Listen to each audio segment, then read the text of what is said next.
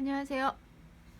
쉬는 시간 잘 하셨나요? 2교시 수업 진행하겠습니다. 유성원료에 크게 오일이나 팻의 종류와 왁스 형태를 어떤 종류가 있는지 한번 보고요. 왁스 형태 같은 경우에는 제품 상온에서 딱딱한 형태, 고형 형태를 얘기를 해요. 여러분들이 제일 많이 알고 있는 비즈왁스. 벌집 통해서 왁스 성분을 뽑아내는 거거든요. 그래서 크게 식물성에서도 나오고 동물성에서도 나오는데 카나오바, 칸데릴라, 호호바씨 이런 식물성에서 나오는 형태의 왁스가 있고요. 이럴 때 화장품의 색조 화장품이나 말씀드렸던 립스틱에 사용이 되는 대표적인 원료로서 사용이 됩니다. 식물성이라 안전하게 사용을 하기도 하고요. 동물성에서 나오는 것에 대표적으로 가장 많이 사용을 하는 화장품의 원료에서 비즈왁스가 있는데 크림이라든가 로션이라든가 사용감이 조금 유성 성분을 유지를 시켜주거나 보습감을 더 줘요. 아주 피지가 많은 분들한테는 나 오일리해 좀 답답해 하는 느낌이 줄 수도 있으나 일반 모든 대중적인 건강한 피부의 사람들에게는 비즈왁스를 사용을 했을 때 보습도라든가 사용감에 더 촉촉감을 줄 수 있는 성분입니다. 나놀린, 양털이라든가 오렌지 라피. 오렌지 라피라 해서 여러분들이 오렌지 과일에서 추출할 것 같잖아요. 오렌지 라피라는 어류예요. 어류에서 나오는 오일이에요. 그 화장품 원료로 등록이 되어 있거든요. 심해 지역에 서 사는 어류의 이름이 오렌지 라피래요. 저도 그 전에 오렌지 라피 하면은 일반 오렌지 껍질인가 이렇게 생각을 했었는데 오렌지 라피라는 어류에서 추출된 오일 성분이다. 메이크업 재료에 많이 사용을 하는 왁스 종류가 있다. 이 왁스는 오일보다 어떻게 고형화 광택, 아무래도 유지 성분이 더 있어요. 그러다 보니까 광택을 더 주기도 하고 화장품에서 이런 특징을 갖고 있는 것이 왁스다. 그런 세 번째 고급 지방산이라는 것은 말 그대로 얘는 합성인데 탄소수가 여러분들이 화장품 원료는 다 그냥 기본적으로 뚝 만들어지는 게 아니라 얘네들을 분석을 하면 우리 인체 구조도 마찬가지로 탄화수소 체인 유기화학으로 이루어져 있잖아요. 탄소가 중심으로 탄소수의 체인의 역할 아니면 탄소수의 결합에 따라 다양한 물질들이 만들어지는데 유성 원료, 지방산의 성분들은 분석을 해보니 탄소수가 기본 12개 이상이 체인으로 손잡고 있어요. 그런 녀석들은 아주 포화되어 있는 상태도 있을 거고 때로는 탄소수가 이중 결합으로 있어서 불포화 상태로 되어 이중 결합이 있다는 것은 열이나 빛이나 쉽게 깨지는 거예요. 그럼 깨진다는 건 곧 같은 오일이더라도 빛이나 공기에 접촉이 됐을 때 쉽게 산화가 된다는 거죠. 그래서 장단점으로 이용을 하는데 이런 지방산의 종류들을 고급 지방산이다. 지방산 얘기 나오면 이런 지방산들은 비누나 세안제 이런 원료로 많이 사용을 하기도 하고 같은 지방산에서 좀 더 피부의 보습이나 유지를 주기 위한 지방산 종류에 따라서 다르게 사용을 하는데 그게 지방산 하면 포화지방산, 불포화지방산으로 구분이 됩니다. 그러면 포화지방산과 불포화지방산의 특징은 여러분들이 들어보신 적은 있을 거예요. 포화지방은 대부분 동물에서 추출되는 지방들을 얘기를 하고요. 우리는 지방산들은 대부분 먹거나 우리 인체가 먹거나 바르는 형태로 우리 몸에 보호도 해주고 체내 열량을 축적시키기도 하고 피부를 보호하기도 하고 아니면 몸의 기능적인 역할을 하기도 하는데 포화지방산은 대부분 동물에서 나온다 그랬잖아요. 동물 안에 있는 기름들이 많아요. 대표적으로 붉은 고기인 소고기, 돼지고기 여기 안에는 그럼 소고기, 돼지고기를 화장품으로 하진 않잖아요. 먹었을 때 체내에 이 동물들의 지방산들은 체내에 축적이 될 수 있는 경우가 많고요. 그러다 보니까 단백질은 공급하되 지방이 쉽게 혈관 내 혈전이 쌓이도록 해줄 수 있는 우려가 있어요. 그래서 그런 부분을 야채와 이런 식이 조절을 잘 해야 되는 거고 바르는 재질도 있습니다. 포화지방산. 불포화지방산은 대부분 콩이나 씨앗에서 추출되고요. 먹거나 바르거나 마찬가지로 그리고 이 지방산의 체인 종류에 따라서 지금 포화지방은 쉽게 끊어지지 않아요. 그래서 열에도 강하다는 거지. 그런 특성이 공기 중이나 몸 안이나 이런 역할들을 한다. 그리고 불포화지방산은 체내 산화가 잘 되기 때문에 불포화지방산의 콩이나 씨앗 오일들을 건강식품으로 많이 복용하는 것도 마찬가지입니다. 그 안에서 불포화지방산의 일부는 피부에 바르는, 몸에서 생성되지 않아요. 지방산, 불포화지방산.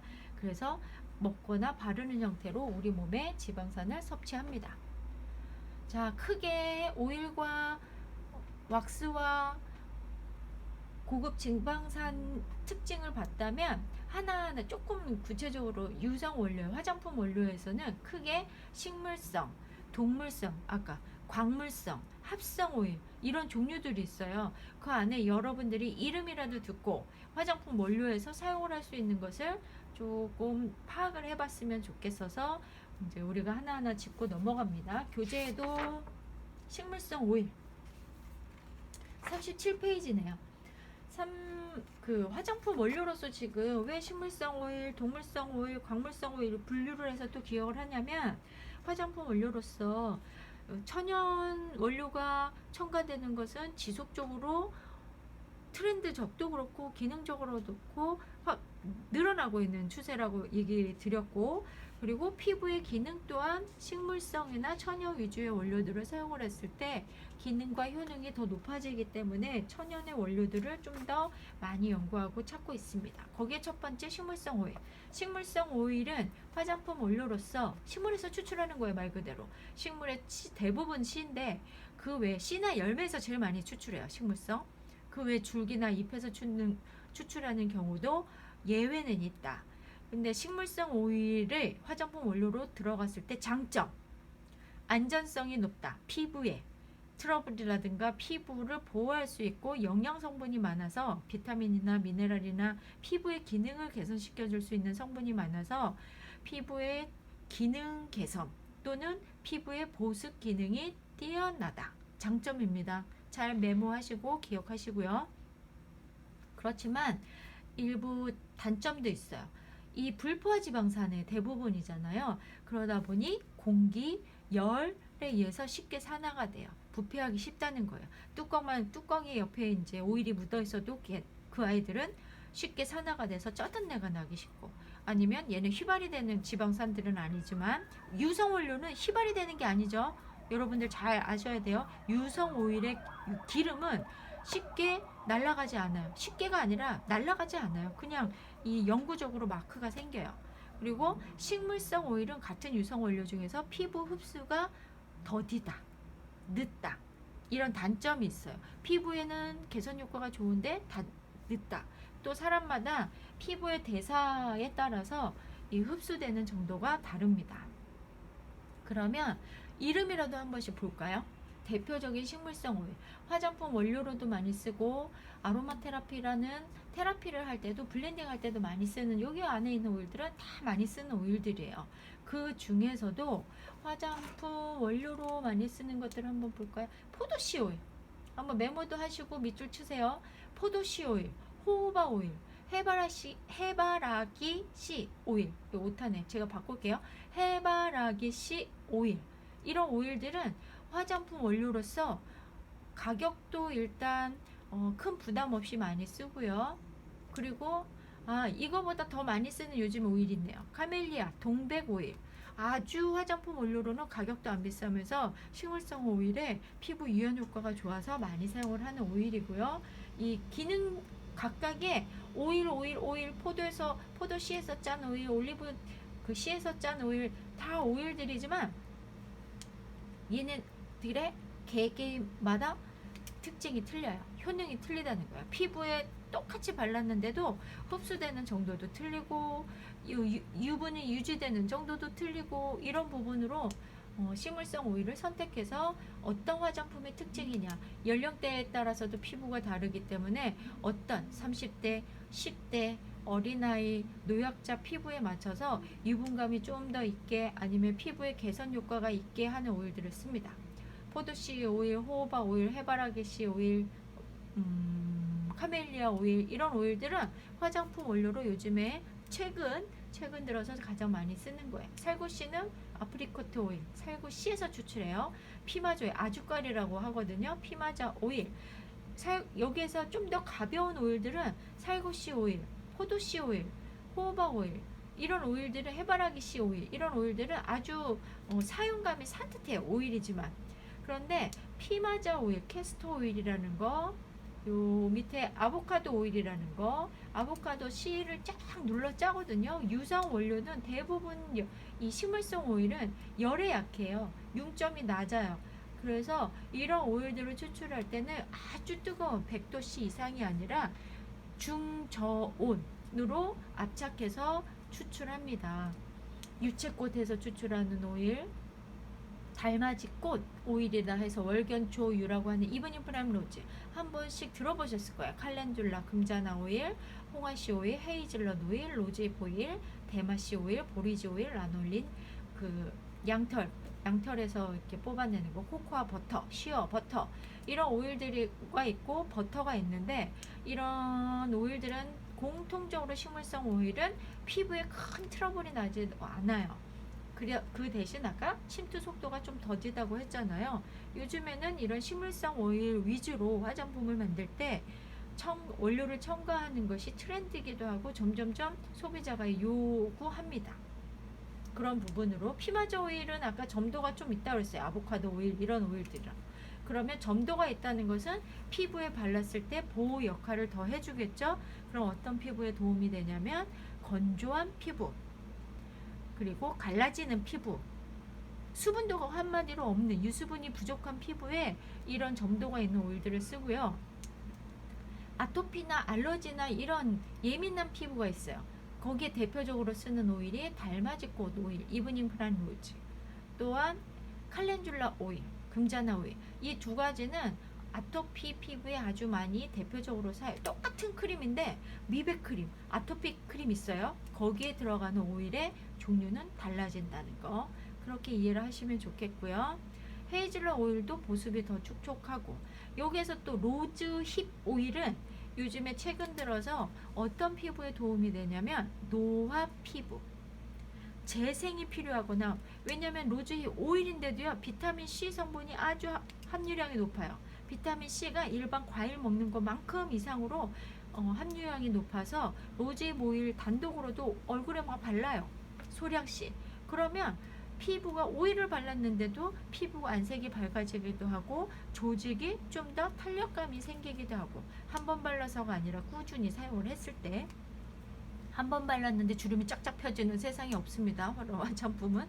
그런 로즈잎 오일은 기능이 비타민C 함유가 되어 있거나 재생 기능이 뛰어나다, 이런 부분을 좀 기억하시면 좋겠습니다. 특히 또 여기 위점 오일 있죠. 밀베아, 보리씨, 눈에서 추출한 곡물에서 추출했기 때문에 비타민 B군이 많아요. 이런 B군이 많은 거는 이 조직 재생력이 뛰어납니다. 그래서 노화 피부에 아마 도움이 되겠죠. 아무래도 재생이라는 것은 상처만이 재생이 아니라 노화가 진행이 되면서 재생력이 떨어졌을 때 이러한 오일들을 사용을 한다. 그래서 유성 원료의 식물성 오일을 보셨습니다.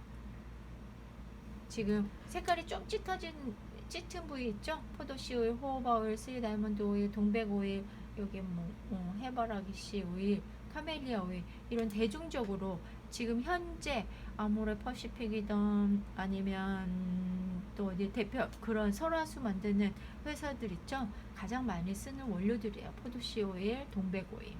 일반적으로 가격 대비 포함이 되어 있으니, 그래서 이런 식물성 오일들을 보았습니다. 여러분들도 다시 한번 볼까? 식물성 오일 중에서 지금 설명드렸던 것들을 한두 가지는 메모를 해놓으세요. 코코넛 오일은 코코넛 우리 야자수 열매, 팜 오일도 있지만 코코넛 열매의 오일이에요. 이런 오일들은 아무래도 피부보다는 비누 만들거나 이런 세정제 만들거나 할 때 더 많이 쓰기도 하지만 식물성이더라도 피부 흡수되는 정도가 다 틀리다고 그랬잖아요. 기능적으로 좀 포도씨 오일, 달맞이, 카놀라, 호응아씨 이런 오일들은 기능적으로 좀 더 부여를 하니, 보리지 오일도 마찬가지로 달맞이꽃 오일과 같이 오일인데 감마 리놀레이산이다. 함유량이 높아요. 혹시 기억날지는 모르겠지만 지난해에 허브 아로마 공부할 때 식물성 오일, 캐리어 오일 할 때 설명을 드렸었거든요. 당연히 기억 안 나겠죠. 근데 그런 부분이 테라피에만 쓰는 것이 아니라 아로마 테라피에만 쓰는 것이 아니라 지금처럼 화장품 원료로 대표적으로 사용을 합니다. 메모를 해보시라는 거야. 어떤 부분이 내 피부는 좀 건조해. 건조한 피부 같은 경우에는 아몬드 오일, 위점 오일, 동백 오일, 이런 오일들.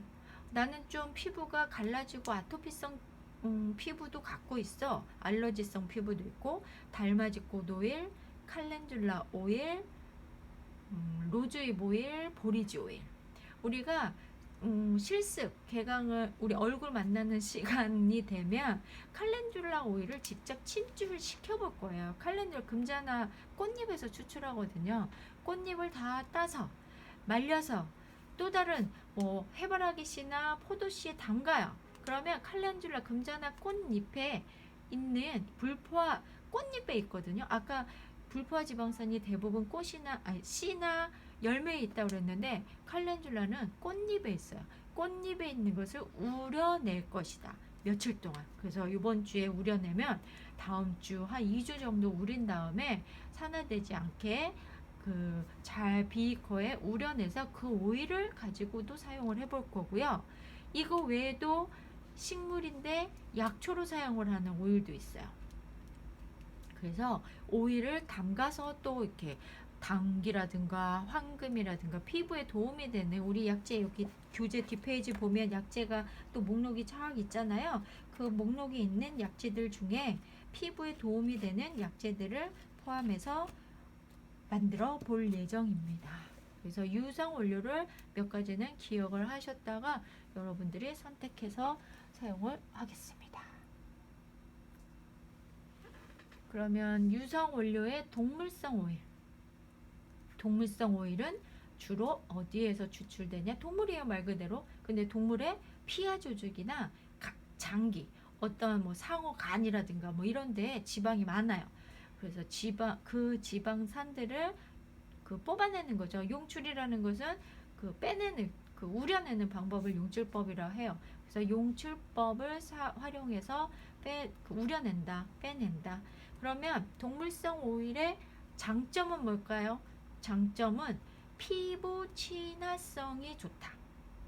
그거는 피부랑 쉽게 잘 어우러져요. 같은 오일이지만 잘 어우러지기 때문에 어디로? 피부 조직 내로 흡수가 빠르다. 그런데 흡수가 빠르고 좀 친화성이 좋다. 그래서 쉽게 슉슉슉 발라요. 매끄럽고 식물성 똑같은 액상인데도 이렇게 손에 도포를 하다 보면 어떤 거는 살짝 조금 뻑뻑하네? 오일인데도요. 그리고 어떤 거는 되게 매끄럽네? 이렇게 얘기를 하거든요. 근데 동물성 오일은 되게 매끄럽게 이렇게 발라지고 발림성이 좋아요. 대신 동물에서 나오잖아요. 동물은 이 식물과 대사가 달라요. 그러다 보니까 이 특유의 동물성 채취가 있어요. 냄새가 있어.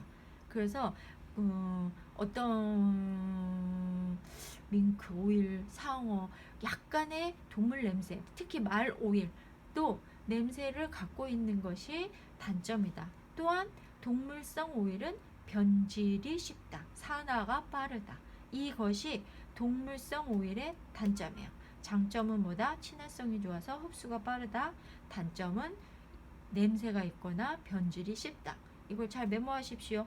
식물성 원료는 뭐가 장점이다? 피부에 안전하다. 피부에 안전하고 뭐라 그래야 돼? 기능. 피부에 식물성에 영양 성분이 많아서 영양 흡수, 영양 조직 재생 이런 기능도 있고 대신 조금 흡수도가 더뎌요. 식물성이 분자 크기나 이런 것들이 다르기 때문에 그래서 그런 장단점을 일단 메모를 잘 하시거나 나눠드린 프린트물 PPT를 잘 체크해 놓으시면 되겠습니다. 우리 잠시 쉬고 다시 3교시 이어서 가겠습니다. 유성원료 나머지를 또 이어서 갈 거예요. 종류도 파악하고